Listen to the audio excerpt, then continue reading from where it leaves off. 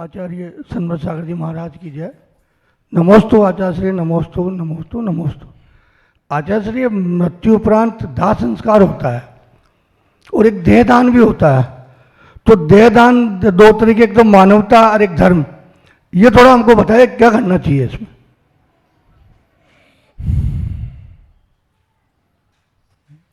अब ये तो अंतिम संस्कार के बाद जलाने की या दफनाने की प्रक्रिया तो सबको पता है, इसमें तो कुछ बताने की ज़रूरत नहीं है। और अंतर मुहूर्त में या जल्दी से जल्दी उनको घर से बाहर निकाल देने की पद्धति भी लोक में प्रचलित है। फिर भी आजकल रख लेते हैं 2-2, 4-4 दिन तक के लिए, वो ठीक नहीं है। अब देहदान वाली बात है तो कोई कोई लोग ऐसे भी हैं कि डॉक्टर सीख पाएँ या किसी लोगों को उनके अंग मिल पाएँ तो उस तरह से वो देह दान करते हैं। तो हम इसका पूरी तरह से मना तो नहीं करेंगे, लेकिन उसमें संभावना ये भी रहती है कि किसी गलत आदमी को अगर आपके देह के अंग गए और उसने ज़िंदगी में और गलतियां और पाप दोहराए तो फिर आपके देह दान का लक्ष्य पूरा नहीं हुआ। बाकी ये है कि अगर योग्य पात्रों को योग्य रूप से अंग वगैरह उपलब्ध हो जाएं और वो अच्छा जीवन जिए, परोपकार वाला, धर्म वाला, तो जिसका अंग दान हुआ है उसको भी समझ लो कोई पुण्य होगा। बस ये तो अपने व्यवहार पर, अपने विवेक पर ही निर्भर करता है। और कोई शर्तों पर अगर अंग दान किया जाता, देह दान किया जाता है तो शर्तें जरूर रख देना चाहिए कि भाई हमारी बॉडी का पार्ट्स अहिंसक जीवन जीने वाले को ही दिया जाए।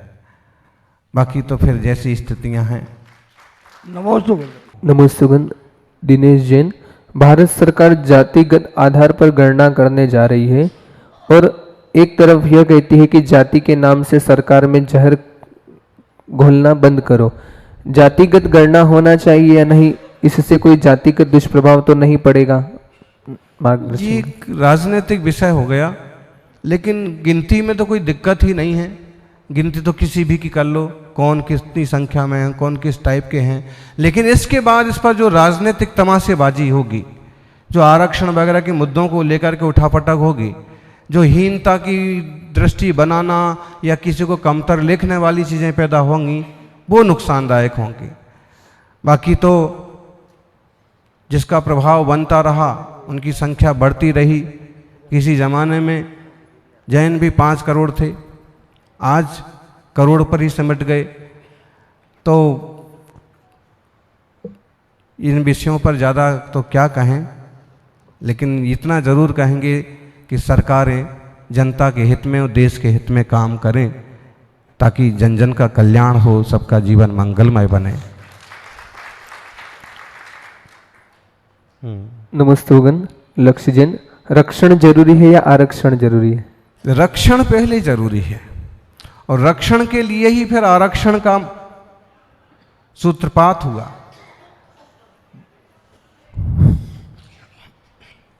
सुप्रीम कोर्ट ने क्रीमी लेयर आरक्षण में भी क्रीमी लेयर को छोड़कर के बाकी लोगों को ध्यान देने की बात कही थी। जज साहब को विषय मालूम होगा। इस बारे में हमारी भी ये सोच है कि क्रीमी लेयर जो मतलब जो लोग आगे बढ़ चुके हैं, जो लोग ऊपर उठ चुके हैं, उनको सच में अलग करना चाहिए, क्योंकि उसी कौम में से इतने सारे पिछड़े लोग हैं कि वो आगे ही नहीं आ पाते हैं। तो जो सुप्रीम कोर्ट का जो ऑर्डर था, भले 100 सांसद मना करने पहुंच गए हों, भले अपनी रोटियां सीखने वाले लोग उसके विरोध में खड़े हो गए, आम जनता के बीच में जाकर के अगर इसकी चर्चा की जाए ना कि क्या कह रहे हैं, मुझे लगता है कई फैसलों में ये फैसला थोड़ा ठीक आया कि क्रीमी लेयर का आरक्षण खत्म किया जाए, कम किया जाए, उसी में जो लोग पीछे हैं उनको आगे लाया जाए। इसका मतलब ये है कि अगर वो समझ लीजिए कि 100 लोगों को आरक्षण दिया और 5 लोग अगर संपन्न हो चुके हैं तो उन 5 लोगों को एक तरफ रख दो, 5 परिवारों को एक तरफ रखो, बाकी पीछे 95 जो हैं उनमें से किसी को आगे लाओ, उनको आरक्षण दो, उनको आगे बढ़ाओ। लगभग इसका ऐसा आशय है। अगर इसमें कोई समस्याएं हैं, कोई बातें हैं, तो उस पर बैठकर विमर्श हो, शर्तें निर्धारित हों और पिछड़े से पिछड़े लोगों को लाभ मिला करके उनको मूल धाराओं में लाने की कोशिश होना चाहिए। ओम। और किसी का प्रश्न हो? जिनको कुछ बोलना है या प्रश्न है वो आगे आ जाएं ताकि माइक आसानी से आपको उपलब्ध हो और पहले नए लोगों को मौका दिया जाए। नमस्ते आचार्य श्री, नमस्ते। मेरा प्रश्न ये आचार्य श्री कि क्या हमें उपवास के दिनों में मुख शुद्धि करनी चाहिए? इस पर एक श्रावक ने यहाँ भी पूछा था। श्रावकाचारों में आता है कि अगर आपके मुंह से गंध आ रही है और फिर भी आपको आहार आदि देने जाना है तो मुख शुद्धि कर लेना चाहिए। और अगर बिना मुख शुद्धि के आप पूरी तरह से निर्दोष उपवास कर सकते हैं तो सबसे बढ़िया बात है। ओम। नमस्ते गुरुदेव।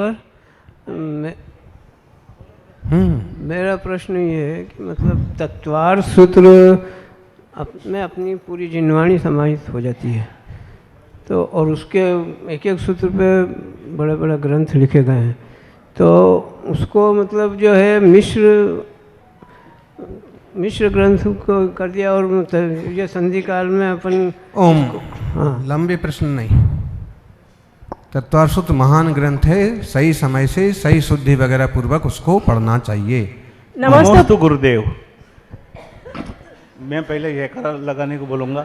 बोले आचार्य गुरुवर सुनील सागर महामुनि राज की जय जय जय। गुरुदेव, मुझे ब्लड कैंसर हो गया था, पेट में गांठ हो गई थी कैंसर की, और सभी डॉक्टर ने मुझे बोल दिया था कि भाई कोई चांस नहीं है।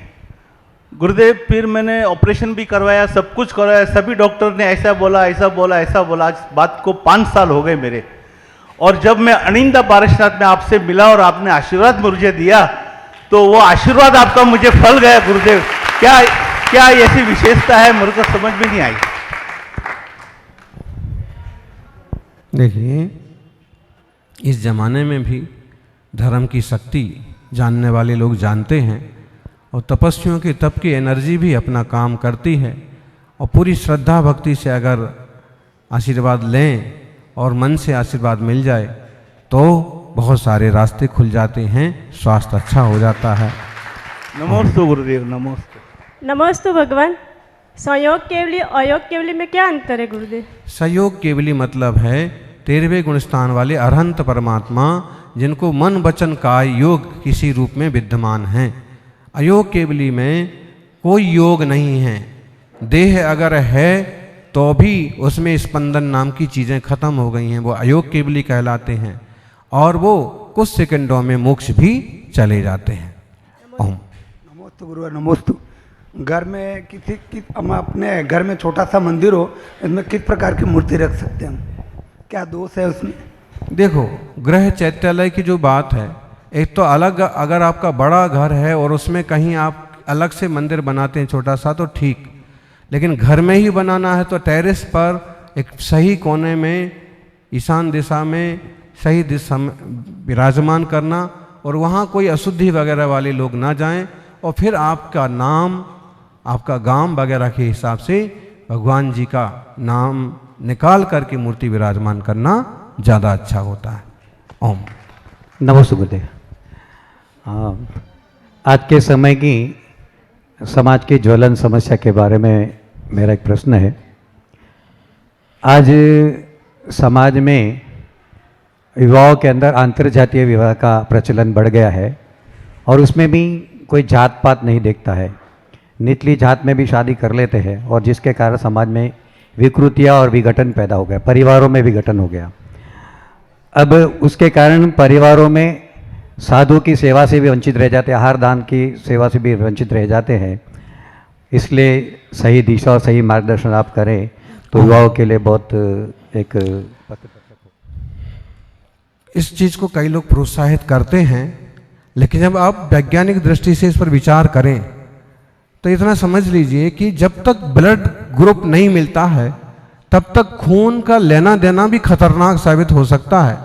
फिर सीधे शादी विवाह करके और फिर किसी तरह के मेल जोल करा करके तो उससे पूरा जो रक्त शुद्धि का दृष्टिकोण है वो ही खत्म होता है और तरह तरह की बीमारियां, तरह का विद्वेष का वातावरण भी पैदा होता है। ऐसे में जो प्राचीन पद्धतियां रही हैं कि आपकी कुंडली मिलाई जाएं, आपके कुल गोत्र मिलाए जाएं, आपके जो को भले उसे रूढ़िवादी समझते हैं लोग, लेकिन उन चीज़ों में भी अपना एक महत्व है, उसका अपना दृष्टिकोण है। तो लोगों को चाहिए कि अपने माँ बाप की आज्ञा से और सही कुटुंब, सही परिवार में रिश्ते जोड़ें ताकि लंबे समय तक रिश्ते चलें, जिंदगी भर रिश्ते चलें, शालीनता से रिश्ते चलें और फिर रक्त की अशुद्धि से होने वाली समस्याएं भी पैदा ना हो। दिखने में गधा और घोड़ा एक जैसे दिखते हैं, लेकिन इसके लिए कहते हैं कि अगर कहीं गधी और घोड़े का संपर्क हो जाए या घोड़ी और गधे का संपर्क हो जाए तो उनसे जो जाति पैदा होती है वो खच्चर कहलाती। तो आजकल बहुत सारे खच्चर ही पैदा हो रहे हैं, न जिनमें आत्मबल है, न जिनमें शारीरिक बल है, न जिनमें विचार का बल है। तो जो बुजुर्गों की पद्धतियां रही हैं उस ढंग से लोग चलेंगे तो समाज सही, संतुलित, परिष्कृत, शुद्ध बना रहेगा। वरना कठिन तपस्वी साधु के हाथ में आहार देना भी मुश्किल हो जाएगा, क्योंकि विजाति या अशुद्धि, गोत्र कुल की अशुद्धि वालों से बड़े बड़े साधु भी आहार तक नहीं लेते हैं। ओम नमोस्तु आचार्य श्री। आचार्य श्री, जो तीर्थंकर होते हैं उनका सम्मोचरण में समतल पे ही होता है या स्टेप बाय स्टेप जो दिखाते हैं वैसा होता है? बाई स्टेप दिखाते हैं, लेकिन देखा जाए तो सीधा 5000 धनुष ऊपर चले जाते हैं तीर्थंकर। वहाँ पूरे एक समतल नीलमणि की शिला होती है, उसमें ही फिर वो जो 7 भूमियाँ बनाना है, जो द्वार वगैरह बनाना है, वो सब बनते हैं। उसमें स्टेप नहीं होते हैं, उसमें बेदी वगैरह हो सकती हैं, कुछ सीढ़ियाँ चढ़ने का सिस्टम हो सकता है, बाकी अधिकतम वो समतल ही होता है। ऐसे ही तिल्लोय परिणति में भी विवेचन आया है। नमस्ते गुरुदेव। शांति धारा कब से प्रारंभ हुई और शांति धारा अगर हम करते हैं तो उसमें मांगते हैं, याचना करते हैं? अगर मांगते हैं तो हम मंदिर में निश्चय ही कह के जाते हैं, अर्थात सांसारिक कार्यों का निषेध। और शांति धारा में हम क्या करते हैं, मांगते हैं या याचना करते हैं?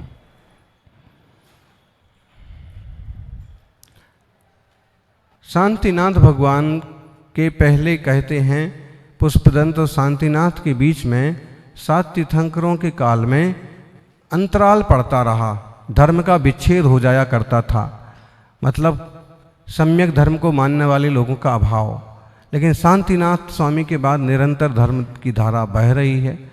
तो कहते हैं कि शांति धारा उनके नाम से ही चलती है, तब से ही चलती है। और शांति धारा एक तरह से लोक शांति के लिए, आत्म कल्याण की दृष्टि से है। उसमें मांगने जैसा लगता जरूर है, लेकिन उसमें वैसा कुछ मांगा जाता है कि जिससे जन जन का हित हो।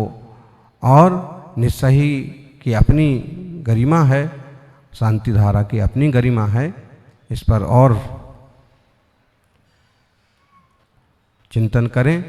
बाकी याचना करना या मांगना कोई बुद्धिमानी नहीं है, लेकिन जगत कल्याण की भावना से मंत्र आदि में प्रार्थना करना ठीक है, उचित है। ओम नमस्ते गुण। निखिल जी नागपुर से, क्या अभिषेक करते समय और आहार देते समय धोती रेडीमेड सिलवाकर पहन सकते हैं क्या, या कोई दोष है? अगर सही असली वाली धोती पहनते नहीं बनती है तो सिलवा करके पहन सकते हैं, नहीं तो पहनना सीख लें। धोती को धोती के ढंग से पहनते तो ज़्यादा अच्छा लगता है। ओम नमस्ते। कई लोग धोती को लुंगी की तरह पहन लेते हैं, कई लोग धोती को पैंट की तरह पहन लेते हैं। धोती एक ऐसी चीज़ है कि आप उसे किसी भी रूप में पहन सकते हैं, फिर भी उसको उसी रूप में पहनेंगे तो ज़्यादा शोभा देते। ओम। नमस्ते। आहार देते समय सूट क्यों नहीं पहन सकते? क्योंकि वो सांस्कृतिक वेशभूषा नहीं है, हमारे देश की वेशभूषा नहीं है। सूट पैंट, यहाँ तक कि कुर्ता पजामा भी, यहाँ की वेशभूषा लगभग वही है जो पूजा के समय पहनी जाती है, आहार दान के समय। ये प्राचीनतम वेशभूषा। तो आज भी लोगों ने संस्कार बस अपनी संस्कृति को जीवित रखते हुए कम से कम पूजा और दान के अवसर पर प्राचीन वेशभूषा को अपना रहे हैं, ये अच्छी बात है। बाकी कहीं कहीं तो ये चालू हो गया, पजामा टाइप का पहन करके अभिषेक कर लेते हैं और पजामा के ऊपर एक दुपट्टा वगैरह कुछ ओढ़ करके आहार भी। तो ऐसा नहीं करना चाहिए, अपने मूल्यों को, संस्कृति और संस्कारों को संभालना चाहिए। ओम। नमस्ते भगवान। दीपाली शाह मुंबई से। जन्मदिन की बहुत बहुत शुभकामनाएं। आप चिरायु रहे, स्वस्थ रहे, यश कीर्ति सदा बढ़ती रहे, स्वपर का कल्याण करते रहे। सच्ची श्रद्धा, भक्ति और समर्पण से अगर प्रभु को प्रार्थना करते हैं तो वह कैसे फलती है? फलती है जैसे ही फलती है कि जैसे किसान पूरी श्रद्धा विश्वास के साथ बीज लगाता है, पानी देता है, पूरी मिट्टी में गहरे तक दबा देता है, ऊपर से और मिट्टी डाल देता है, लेकिन भरोसा है कि जो बीज डाल रहे हैं वो पौधा बन के जरूर बाहर आएगा, बाहर आके फल जरूर देगा, जीवन को सार्थक करेगा। ऐसे निष्ठा और समर्पण के साथ जो भक्ति की जाती है उसके फल निश्चित रूप से मिलते हैं। माना कि भगवान वीतरागी हैं, लेकिन आपके परिणामों का फल, पुण्य परिणामों का फल जरूर मिलता है और पाप के फल भी मिलते ही हैं। इसलिए सत्कर्म करते रहें, आगे बढ़ते रहें। ओम। नमस्ते भगवान। क्या हमें अपनी दुकान बंद करते वक्त झाड़ू पोछा लगाना चाहिए? अब इसमें हम क्या करें? अगर गंदगी हो गई है, आपकी इच्छा है तो लगा लो, हमने तो लगाई नहीं। और तो गृहस्थी के काम है, श्रावकों के काम है, पंचसूना पाप उनसे होते हैं, चक्की पीसनी, ओखली, झाड़ू, पानी भरना, आग जलाना, तो उनको अपने हिसाब से अपनी चीज़ों की सार संभाल में सब कुछ करना पड़ेगा। बाकी मुनिराज क्यों उसकी अनुमोदना करेंगे? ओम।